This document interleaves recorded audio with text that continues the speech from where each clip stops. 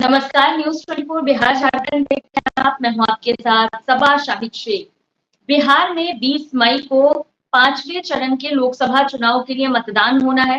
बिहार की 5 सीटों पर मतदान होगा, वोट डाले जाएंगे, जिसमें से सीतामढ़ी, मधुबनी, सारण, हाजीपुर और मुजफ्फरपुर है।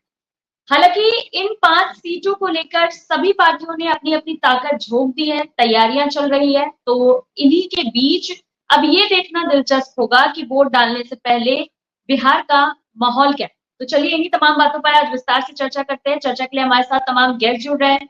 हमारे साथ जुड़ रहे हैं बीजेपी प्रवक्ता मयंक मौली जी, जेडीयू प्रवक्ता प्रतिभा सिंह जी, आरजेडी प्रवक्ता प्रमोद सिन्हा जी, कांग्रेस प्रवक्ता संजीव कुमार कनवीर जी। आप सभी का बहुत-बहुत स्वागत है। सबसे पहला सवाल मैं मयंक जी से लेना चाहूंगी। मयंक जी, क्या लग रहा है आपको? 20 मई को 5 सीटों पर वोट डाले जाएंगे, तो इससे पहले माहौल क्या है बिहार का? म्यूट पे है मयंक जी आप। जी। अभी मेरी आवाज आ रही है? जी, बिल्कुल आ रही है। जी, तो मैम मैं कहना चाहूंगा कि जैसा आप सारे देख पा रहे हैं कि देश में अभी फिलहाल 4 चरणों के मतदान हुए हैं और फिलहाल जो मोदी लहर जिसकी बात पिछले कई सालों से कही जाती है, उसने अब सुनामी का रूप ले रखा है। तो और विशेष करके माननीय प्रधानमंत्री जी के विगत कुछ दिनों के बिहार के दौरों और रोड शो के बाद से अब कोई संभावनाएं भी, जो बची खुची भी संभावनाएं जो थी, वो बच गई नहीं है। और विकल्पहीन जो विपक्ष है उसने कहिए कि एक तरीके से हथियार भी डाल दिए हैं। इसीलिए विगत कुछ दिनों से अगर हम देख पा रहे हैं तो बड़े अनर्गल टाइप के बयान आ रहे हैं और उन अनर्गल बयानों का भी कहिए कि खासा प्रभाव जो है वो जनता में देखा जा रहा है कि चाहे वो अचानक से कहिए आरक्षण की बात करनी हो, कथित तौर पे मुसलमान आरक्षण की बात लानी हो, या अभी हमने हाल फिलहाल में देखा कि जैसे अभी आदरणीय मीसा भारती जी की सभा में जैसे कार्यकर्ता को धक्का दिया गया हो, या अभी दिल्ली में जो अभी हम देख पा रहे हैं कि स्वाति मालवाल जी को अपने बंद कमरे में सांसद होने के बावजूद उनकी पिटाई की गई है। तो ये सारी बातें जो हैं विपक्ष की खींच को बयान कर रही हैं कि विपक्ष किस कदर बौखलाया हुआ है और अपनी सामने खड़ी प्रत्याशित हार को देखते हुए अपना आपा खो चुके हैं ये सारे लोग। जी चलिए मयंक जी, ठीक है, सीधा रुख करते हैं प्रमोद जी का। प्रमोद जी, सारण सीट से रोहिणी आचार्य अपने राजनीतिक पारी की शुरुआत कर रही है। क्या लग रहा है आप लोगों को, ये सीट आपके पाले में आएगी? देखिए सवा जी, आपका बात का जवाब हम देंगे, उसके पहले मयंक मौली जी अभी कुछ बात बोले हैं तो उनकी बातों का हम जवाब दे दें। अभी इन्होंने कहा कि मोदी लहर चल रही है। सुनामी तो कहा मैंने, सुनामी हो चुकी है वो। नहीं ठीक है, आप हाँ आप बोले ना मयंक जी, उसका जवाब तो लीजिएगा ना। जी सर, सवाल उठता है कि चार चरण का मतदान हो गया बिहार में, और देखिए 2019 की तुलना में 2024 का जो मतदान हुआ है तो मत प्रतिशत में प्रत्येक मतदान में, प्रत्येक चरण के मतदान में मत प्रतिशत में काफी गिरावट आई। ये बतलाता है कि मतदाताओं में जो वर्तमान में सरकार है, केंद्र की सरकार है, और बिहार में जो 17 वर्षों की सरकार है, उस सरकार के प्रति कहीं ना कहीं उदासीनता है, कहीं ना कहीं आक्रोश है, और यही वजह है कि मत प्रतिशत में गिरावट आ रही। तो इनका जो मोदी लहर का ये जो बात बोल रहे हैं तो लगातार आ रहे हैं। प्रधानमंत्री नरेंद्र मोदी से लेकर के कैबिनेट के तमाम वरिष्ठ मंत्री, दूसरे राज्य के मुख्यमंत्री, बिहार के मंत्री, बिहार के कैबिनेट मंत्री, तमाम लोग तो कर रहे हैं। आप देखिए हमारे नेता आदरणीय तेजस्वी प्रसाद यादव जी 120 से भी अधिक जनसभाएं जनता के बीच में करने का काम किए हैं, और ये जो पांचवा जो चरण है जिसमें सीतामढ़ी, मधुबनी, सारण, हाजीपुर और मुजफ्फरपुर की जो बात हो रही है आज के डेट में, इन तमाम सीटों पर जो है हमारे नेता आदरणीय तेजस्वी प्रसाद यादव जी ने जनसभाएं करने का काम किया है, जनता से सीधा संवाद करने का काम किया है। और समझिए इस बात को कि अभी मयंक मौली जी बोल रहे थे कि विपक्ष के जो लोग हैं वो इधर उधर की बातें करते हैं, आप भी समझ रहे हैं और देश स्तर पर तमाम लोग इस बात को समझ रहे हैं कि चरण दर चरण जैसे प्रक्रिया आगे बढ़ रहा है, प्रधानमंत्री नरेंद्र मोदी जी के शब्दों में जो है नए नए परिवर्तन हो रहे हैं। कभी हिंदुस्तान, पाकिस्तान, हिंदू, मुसलमान, मटन, मंगलसूत्र, भैंस, आप देख रहे हैं कि कई जो है इस तरह की बातें आ रही है। खैर ये उनका अपना मामला है। हमारा कहना है कि जो ज्वलन समस्याएं हैं उन जो जन सरोकार का मुद्दा है, उन तमाम मुद्दों पर ही हम जनता के बीच में जा रहे हैं और ये लोग मुद्दा को जितना भी भटकाने का प्रयास करेंगे, बिहार के परिप्रेक्ष्य में आप देखिए कि जो ज्वलंत समस्याएं बिहार में है, 10 वर्षों से उनकी सरकार है, उन्होंने जो वायदा करके देश की सत्ता पर काबिज होने का काम किया, बिहार को विशेष राज्य का दर्जा हो या विशेष पैकेज की बात हो, इसके अलावा जो है अन्य जो घोषणा किए 2 करोड़ प्रतिवर्ष रोजगार देने की बात कही इन लोगों ने, उन तमाम चीजों को लेकर के बिहार की जनता में काफी आक्रोश है और यही वजह है कि आज जनता बनाम जो है एनडीए, जनता बनाम मोदी की लड़ाई है। जनता आतुर है, व्याकुल है कि जल्द से जल्द वो दिन आए जिस दिन हम जो है मतदान अपना करें। और ये देखिए आप पूरे आपका भी जो है ग्राउंड रिपोर्ट जो है उसमें बहुत सारी बातें छन के आ रही है, उसमें साफ और स्पष्ट रूप से पता चल रहा है कि इस बार बिहार से जो है इनका एक भी खाता जो है कहीं से खुलने वाला नहीं है। 39 सांसद मतलब बहुत बड़ा होता है कि 39 सांसद इनको 2019 में मिला। आप देखिए 2019 के 40 सांसदों ने क्या किया, अपने विकास निधि का भी ठीक ढंग से अपने क्षेत्र में उपयोग नहीं कर पाया। कहीं 25% धनराशि का उपयोग किया गया, कोई सांसद 50% धनराशि का उपयोग किए हैं। बिहार तो में किस सांसद क्षेत्र में जाएंगे और जनता से जो है वो दोबारा मतदान की अपील करेंगे, बताइए। तो इस प्रकार की तो बातें, और हमारे नेता ने जो 24 जन वचन दिए हैं, जो आगे के 5 साल के लिए रोड मैप तैयार किए, सोचिए 10 वर्षों से इनकी सरकार है केंद्र में, 30 लाख रिक्त पद पड़े हुए, जैसे बिहार में 4.5 लाख रिक्त पद पड़ा हुआ था। हमारे नेता 2020 के ही चुनाव विधानसभा के चुनाव में कहा था कि हम आएंगे तो 10 लाख सरकारी नौकरियां देंगे और 17 महीनों के ही कार्यकाल में 5 लाख से अधिक सरकारी नौकरियां देने का काम किया। 10 वर्षों से जो इनकी केंद्र में सरकार है, 30 लाख आखिर नियुक्ति पर ये लोग क्यों नहीं नियुक्त कर रहे थे लोगों को? युवा जो बेरोजगार हो गए, जो ओवर एज हो गए, उसका जवाब देंगे। प्रमोद जी फिर आपके पास आएंगे। वैसे आप बोल रहे थे खाता नहीं खुलेगा एक भी, ऐसा भी तो नहीं होगा, 50-50 कह सकते हैं भले आप। चलिए ठीक है, सीधा रुख करते हैं संजीव जी का। मयंक मौर्य जी इसके बाद आपके पास आ जाएंगे उनका जवाब लेने। संजीव जी क्या लग रहा है आपको, 5वें चरण का चुनाव होने वाला है, मतदान होने वाले हैं, तो एनडीए या आप लोग इंडिया गठबंधन कौन मजबूत लग रहा है आपको? क्या लग रहा है कौन टक्कर दे देगा? नरेंद्र मोदी जी का बॉडी लैंग्वेज और अब उनका, संजीव जी आपकी आवाज नहीं आ रही है, यह प्रतीत करता है। संजीव जी आप एक बार लीव करके फिर से ज्वाइन कर लीजिए, आपकी आवाज नहीं आ रही है। तब तक मयंक मौर्य जी से जवाब ले लेते हैं। जी मयंक मौर्य जी। जी, अभी मैंने अपने राजद के साथी को सुना और बड़ा ही हास्यास्पद और विरोधाभासी कहिए कि इनके बयान थे। जो जनता निकल रही है वो कथित तौर पे राजद को वोट करने निकल रही है और जो घर बैठ रही है वो कथित तौर पे एनडीए के वोटर है। मैं इन्होंने एक प्रश्न उठाया कि लो वोटिंग परसेंटेज है, जिसमें मैं आपको क्लैरिफाई करूंगा कि भाई साहब आप एक बार जाके इलेक्शन कमीशन ऑफ इंडिया के वेबसाइट को देखें। उन्होंने बाद में अपने आंकड़े दर्ज बताए हैं जो कि 66% के आसपास के मतदान की बात कही गई है। तो 66% एक सम्मानित मतदान होता है। और रही बात जो इन्होंने 17 महीने में रोजगारों की जो बात की है, तो आज अभी हमारी जदयू की साथी भी जुड़ गई है।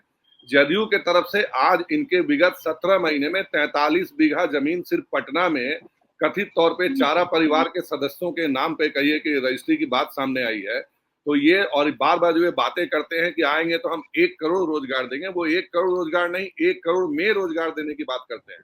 जैसे कि आपने अभी देखा है कि लैंड फॉर जॉब हो, IRCTC घोटाला हो, इन सारी चीजों पे जो परिवार कहिए कि बेल पर रिहा है, सब परिवार इंक्लूडिंग दीदी जी एंड जीजा जी, वो परिवार जब बात करता है सुशासन की और जॉब्स की और इकोनॉमिक रिफॉर्म्स की, तो देख के बड़ा हास्यास्पद लगता है।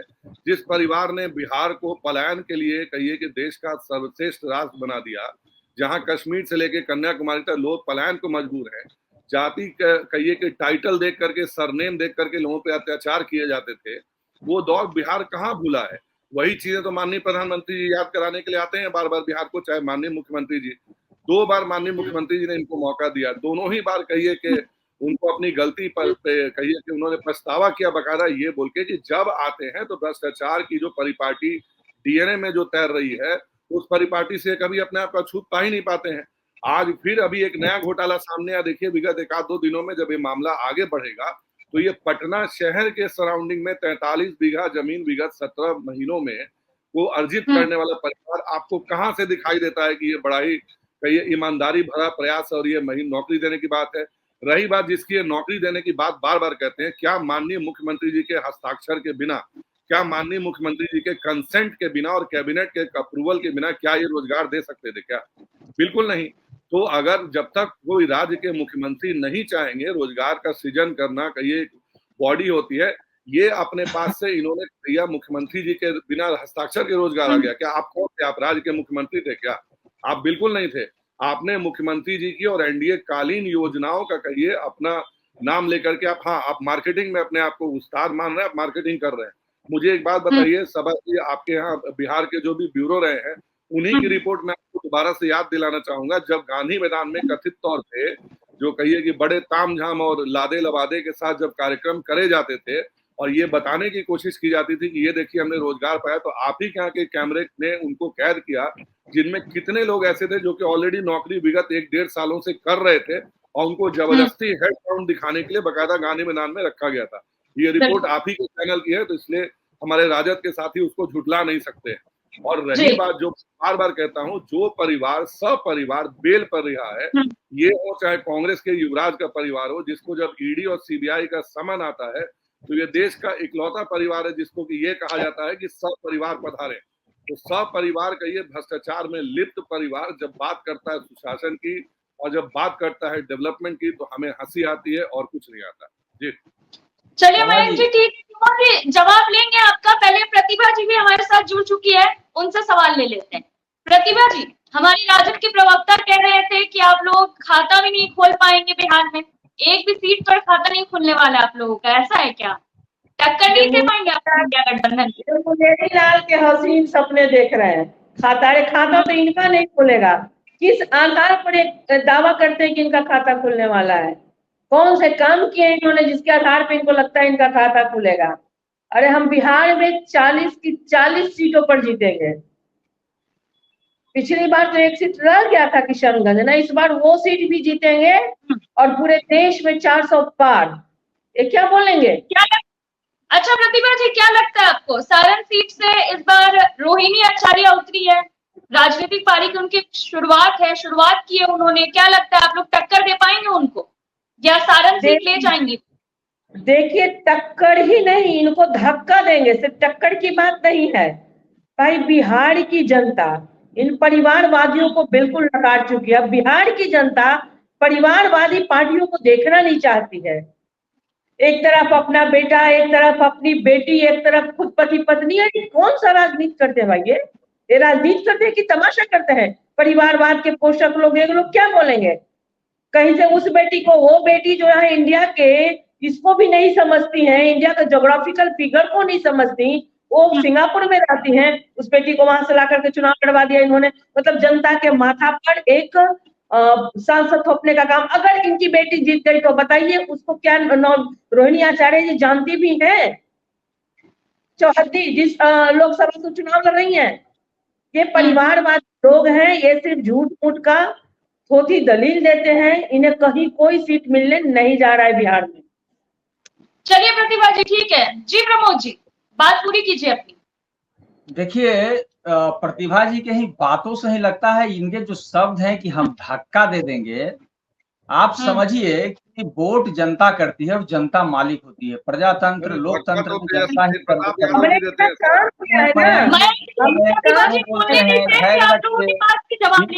अगर बोलिएगा तो हम भी बोलेंगे। जी प्रमोद जी, प्रजातंत्र में जो है वो जनता मालिक है। जनता तय करेगी कि किसको हम लोकसभा के प्रतिनिधि के तौर पे चुने और किसको हम नकारें।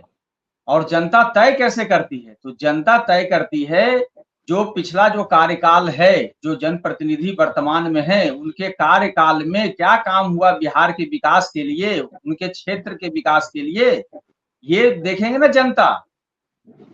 जनता तो देखने का काम करेगी ना कि आखिर जो हम 39 जनप्रतिनिधि दी, जब वो अपने विकास निधि का ठीक ढंग से इस्तेमाल नहीं कर पाए, वो पैसा जब वापस चला गया। आप देखिए कि बिहार पिछड़ा राज्य है, पलायन एक बड़ा मुद्दा। अभी मयंक मौली जी बोल रहे थे 20 साल, लगभग 20 सालों से मतलब 17 साल से इनकी सरकार है, जिसमें एक 17 महीना और एक 20 महीना की सरकार हम लोगों का महागठबंधन की सरकार थी। 10 साल से केंद्र में इनकी सरकार है और पलायन पर ये बात करेंगे।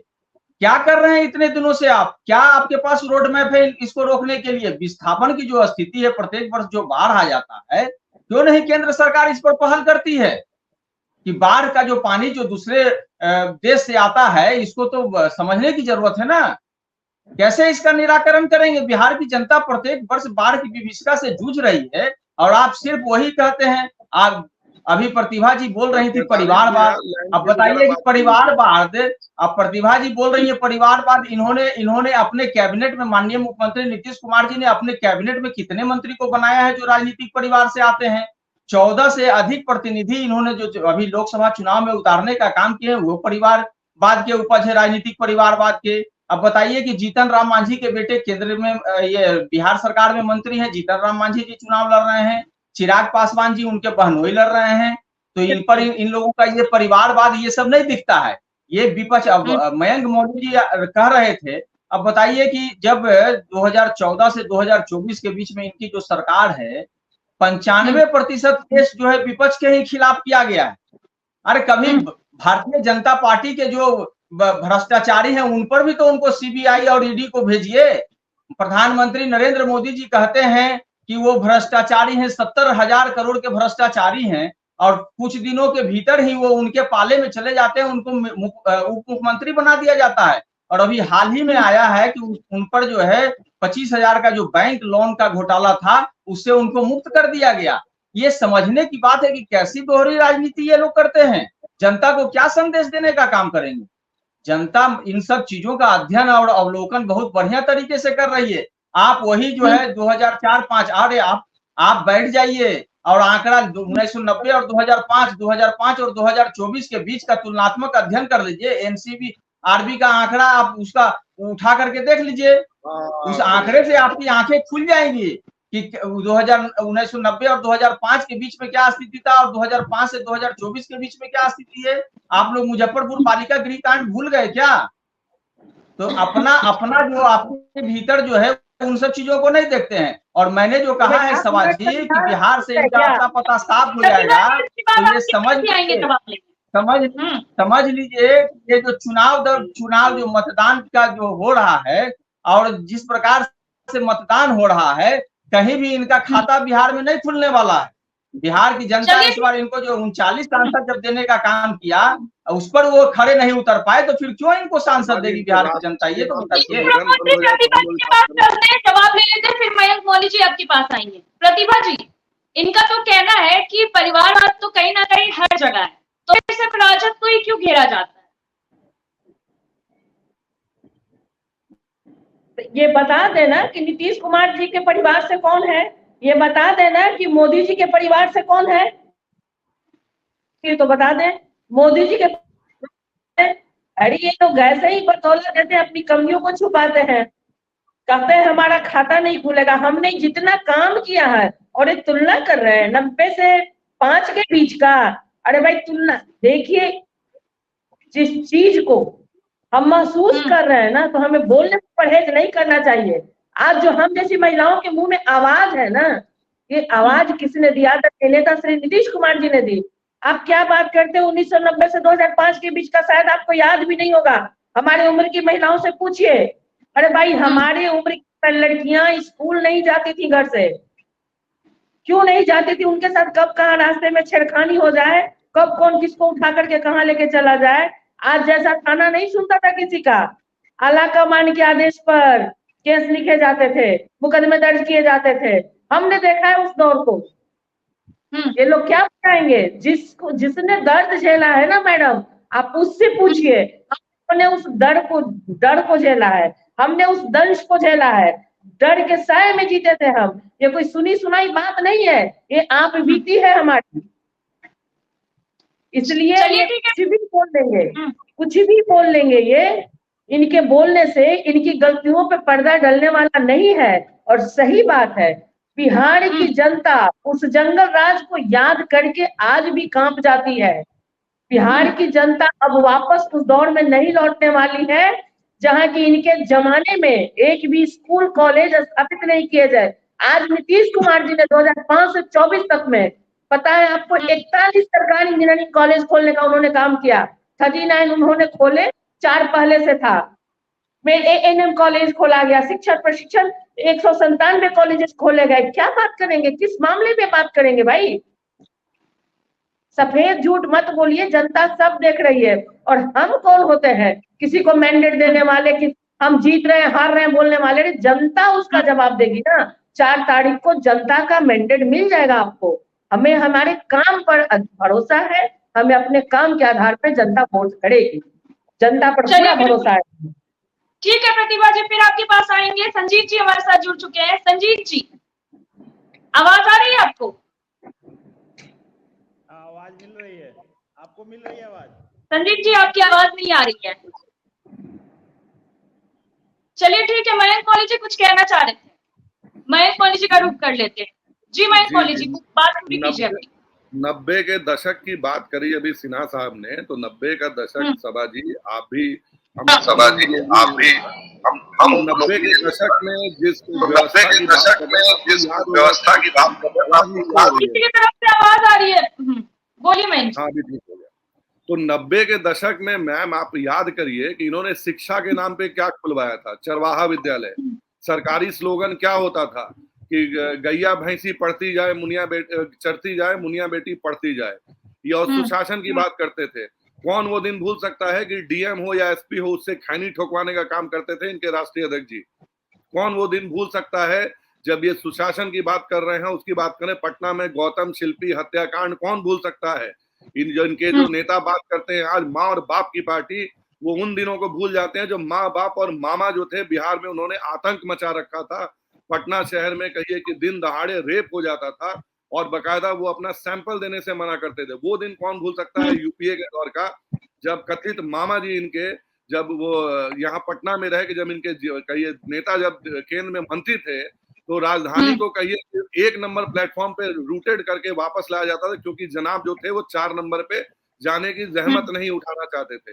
कौन भूल सकता है वो सारे दिन जब इनकी नेत्री मीसा भारती जी की शादी के लिए दिन दहाड़े कहिए शोरूम लूट लिए जाते थे, जो कहिए ज्वेलरी शॉप लूट ली गई थी और सरकारी तंत्र का उस दौर का 100 करोड़ रुपया लगभग खर्च किया गया था। क्या बात करेंगे आप? आईआरसीटीसी घोटाले में आज तक कहिए कि मामला लंबित है और तेजस्वी यादव जी जो कथित तौर पे आजकल अपने आप को विकास पुरुष के नाम पे कहिए कि वो मार्केट करने की कोशिश कर रहे हैं, तो उन्हें सबसे पहले ये बताना चाहिए कि मूंछ उगने से पहले देश में अरबों की संपत्ति का मालिक कैसे बना जाता है। उनको तो हार्वर्ड और बकायदा ऑक्सफोर्ड में जाके इस बारे में व्याख्यान देना चाहिए कि भैया कैसे बनते हैं। और सपरिवार बेल पे कहिए कि रिहा है, उसके बाद जब विकास की बात हो रही है, अभी देखिए जब ये कह रहे हैं बार बार कि खाता भी नहीं खुलेगा, खाता भी नहीं खुलेगा, आप बताइए कि विगत 1 दशक हो गए, 1 दशक से मुझे बताइए कि राजद का सांसद कैसा होता था। बिहार की जनता भूल चुकी है, बिहार की जनता को नहीं पता कि राजद का सांसद क्या होता था। और विकास निधि और बाकी निधियों की बात ना करें आप, विकास निधियां जो हैं बकायदा जो खुद डकार जाने वाले कहिए कि अपने हस्ताक्षर से चारा घोटाले में कहिए कि जो संपत्तियों बकायदा अपने हाथ से विड्रॉल करके और आज जेल में है, जेल में रह करके जिस जेल का उद्घाटन आदरणीय लालू प्रसाद ने किया था उसी जेल का फीता काटा और उसी जेल में कैदी रहे। ऐसा कहिए कि जो खगोलीय घटनाएं आमतौर पे कम देखने को मिलती हैं।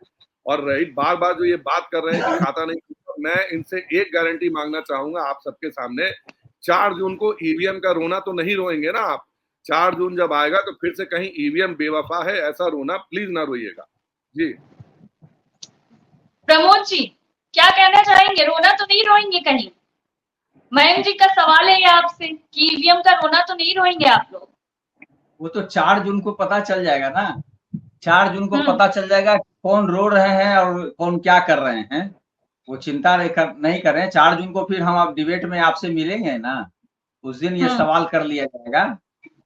अब सवाल उठता है, मयंक जी बहुत विस्तार से जो है 1990 से अध्ययन करके पूरा एकदम बतलाने का काम कर रहे थे। इन्होंने चरवाहा विद्यालय का बात किया, बिल्कुल किया। इनके कॉन्सेप्ट में ये चीजें आ ही नहीं सकती हैं, ये समझ ही नहीं सकते हैं कि 90 के दशक में जब हमारे माननीय मुख्यमंत्री लालू प्रसाद यादव जी बने थे तो उस समय बिहार को क्या मिला था, उस समय गरीब गुरबों को कैसे दबाया जाता था, कैसे उसका शोषण दोहन किया जाता था, पैरों में चप्पल नहीं पहनने का अधिकार दिया गया था। उस समय हमारे आदरणीय नेता लालू प्रसाद यादव जी ने उन तमाम उस वर्ग को जो समाज के अंतिम पंक्ति में थे, पिछड़े हुए थे, जिनको बोलने का अधिकार नहीं था, उनको आवाज देने का काम किया था हमारे लालू प्रसाद यादव जी ने। जो परंपरागत पेशे में थे, उनके बाल बच्चे सुबह उठ करके चले जाते थे मवेशी के ये करने के लिए, उन तमाम लोगों के लिए उन्होंने एक चरवाहा विद्यालय जो है बनाने का काम किया था, और जिसको जापान सरकार ने भी सराहने का काम किया था। वो उनका कॉन्सेप्ट था कि अपने परंपरा, चूंकि परंपरागत पेशा में जो वो लोग लगे हुए थे उसको वो छोड़ नहीं सकते थे, तो विद्यालय कैसे जाते, इसके लिए उन्होंने ये कहा। इन लोगों अब मयंक जी आप देखिए, आप बोलिएगा तो फिर आप बोलिएगा तो हम बोलेंगे, फिर नहीं बोल पाइएगा। नहीं, आप फिर बोलिएगा ना, आराम से बोलिए ना, ये तो डिबेट तो इसीलिए कराया जाता है ना, आप अपनी बात को रखिएगा। अब सवाल उठता है कि देखिए, बहुत सूक्ष्म अध्ययन का विषय है कि 2004 में हमारे नेता आदरणीय लालू प्रसाद यादव जी रेल मंत्री बने। रेल का जो बजट होता था वो घाटे का बजट होता था। प्रत्येक वर्ष रेल किराया में उन्होंने रेल किराया को घटाने का काम किया, फिर भी जब वो गए तो 90,000 करोड़ रुपया का रेलवे को मुनाफा देने का काम किया। बिहार में 4 बड़ी इंडस्ट्रियां देने का काम किया। मरहौड़ा, जहां अभी आप जिस लोकसभा क्षेत्र का आप जिक्र कर रहे हैं, मरहौड़ा में देने का काम किया, मधेपुरा में देने का काम किया। ये लोग लगातार रहे हैं ना, अभी तो 10 वर्षों से सरकार है। बताएं ना कि बिहार में किस क्षेत्र में इन्होंने इंडस्ट्री लगाने का काम किया, क्या किया है बिहार को के लिए इन लोगों ने। ये पीछे चले जाते हैं। जब भी सत्ता पक्ष से सवाल हम लोग करते हैं, राज्य की जनता करती है, देश की जनता करती है, तो ये डराने लगते हैं कि 1990 और 2005 के बीच में, अभी माननीय मुख्यमंत्री जी भी गए थे। देखिए, समझने की बात है कि प्रधानमंत्री जी जब आते हैं तो उसी सीमांचल और कोसी के क्षेत्र में जाकर के क्या क्या वक्तव्य देते हैं, और अगले दिन माननीय मुख्यमंत्री जी जाकर के वहां खास वर्ग से क्या कहते हैं कि आप हमको वोट करिए, वोट नहीं करिएगा तो 2005 वाली स्थिति हो जाएगी। 2005 के पहले क्या था? अरे जनता सारी चीजों को समझ रही है। 2004 में जो बच्चा अभी जन्म लिया है, 2024 में 20 साल उसकी उम्र हो गई है। अब वो बेरोजगारी में आप सोचिए कि 25 करोड़ देश का युवा जो है ओवर एज हो गया। इन लोगों ने 30 लाख सरकारी नियुक्तियां रोक करके रखने का काम किया। अटल बिहारी वाजपेयी के गवर्नमेंट में बैंकिंग सर्विस रिक्रूटमेंट बोर्ड को भंग कर दिया गया था। ये लोग क्या बात करेंगे?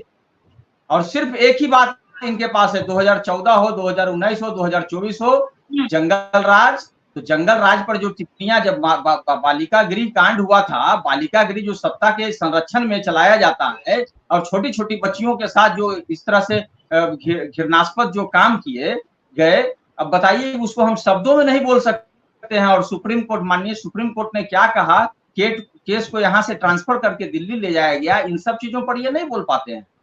इसको समझने की जरूरत है। आज देश का जो ज्वलंत मुद्दा है, जो जन सरोकार का मुद्दा है, उस जन सरोकार के मुद्दे पर ही राज्य की जनता और देश की जनता जो है अपने मुद्दों पर ही बात कर रही है, और मुद्दों से ही इनके तो जनप्रतिनिधि जा रहे हैं। आप देखते होंगे तमाम वीडियो आते रहते हैं जिसमें जनप्रतिनिधि से जनता डायरेक्ट सवाल कर रही है, उनका विरोध कर रही है। ये इस पर ये लोग कुछ बोलने का काम है। चलिए प्रमोद जी, ठीक है, फिर आपके पास आएंगे। संजीव जी, आपको आवाज आ रही है? संजीव जी, आवाज आ रही है आपको? चलिए ठीक है, तब तक प्रतिभा जी का रुख कर लेते हैं। प्रतिभा जी, 5 सीटों पर जो वोट डाले जाएंगे, सारण, हाजीपुर सीट, फिर सीतामढ़ी, फिर मुजफ्फरपुर सीट और मधुबनी सीट, तो क्या लग रहा है आपको, ये 5 सीटों में से आप लोग कितने पे दावेदारी ठोक रहे हैं? देखिए, हम लोग ऐसे ही दावेदारी नहीं करते हैं, कुछ भी हवा में बातें नहीं करते हैं। हम लोगों ने इतना काम किया है, हमारी सरकार ने इतना काम किया है कि हमें पूरा भरोसा है कि जनता हमें भर भर कर वोट करेगी, अपना समर्थन देगी। और इन 500 सीटों पर इनका खाता नहीं खुल रहा है, ये लिख करके रख लें, इनका खाता नहीं खुल रहा है। एनडीए की सरकार ने इतना काम किया देश में, आदरणीय प्रधानमंत्री श्री नरेंद्र मोदी जी और बिहार में आदरणीय नेता श्री नीतीश कुमार जी ने इतना काम किया है जनता के लिए कि हम उसी काम के आधार पर दावा करते हैं कि जनता हमें अपना समर्थन दे रही है और देगी। चलिए ठीक है, सीधा रुख करते हैं मयंक मौली जी। इन्होंने बालिका गृह कांड की चर्चा की।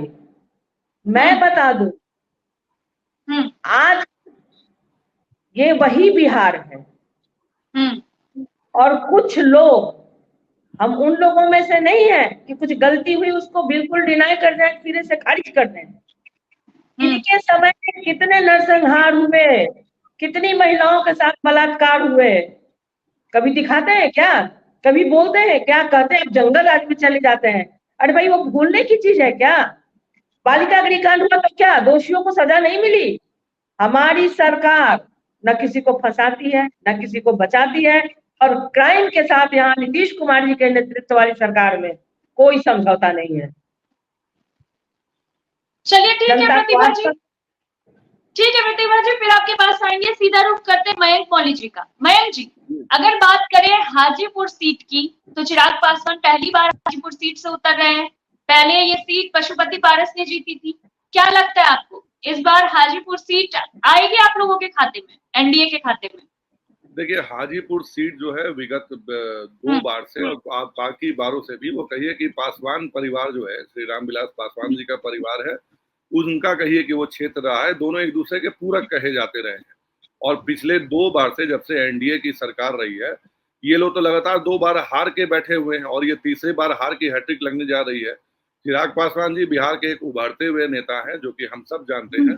और फिलहाल जिसको कहते हैं कि अगर थ्रेट परसेप्शन के हिसाब से देखें, तो वो थ्रेट परसेप्शन सबसे ज्यादा श्री तेजस्वी यादव जी के लिए है कि भैया वो एक युवा हैं, और आगे जिस कदर वो बढ़ रहे हैं, जो उनकी लोकप्रियता है, और जैसा कि माननीय प्रधानमंत्री जी ने आकर के उनके लिए जो तारीफ की, तो चाहे आप छपरा की सीट की बात कर लें, सारण की सीट हो या हाजीपुर की सीट हो, दोनों ही सीटों पे हार की हैट्रिक लगाने जा रही है राष्ट्रीय जनता दल। और इसमें हमें कोई संदेह नहीं है, संशय मात्र का, लेश मात्र का भी संशय नहीं है कि ये जो परिणाम है वो एनडीए के पक्ष में आने वाले हैं। और जो वोटिंग परसेंटेज और कहिए जो वोट का जो कहिए जो गैप होगा, वो लाखों में होगा। और चिराग पासवान जी जो है, वो अपने पिता की तरह ही कहिए Guinness book of world record में जैसा उनका नाम दर्ज था, उतने ही रिकॉर्ड मतों से अपनी विजयश्री को सुनिश्चित करने जा रहे हैं। ठीक, चलिए ठीक है, बहुत बहुत शुक्रिया आप सभी का हमारे साथ जुड़ने के लिए।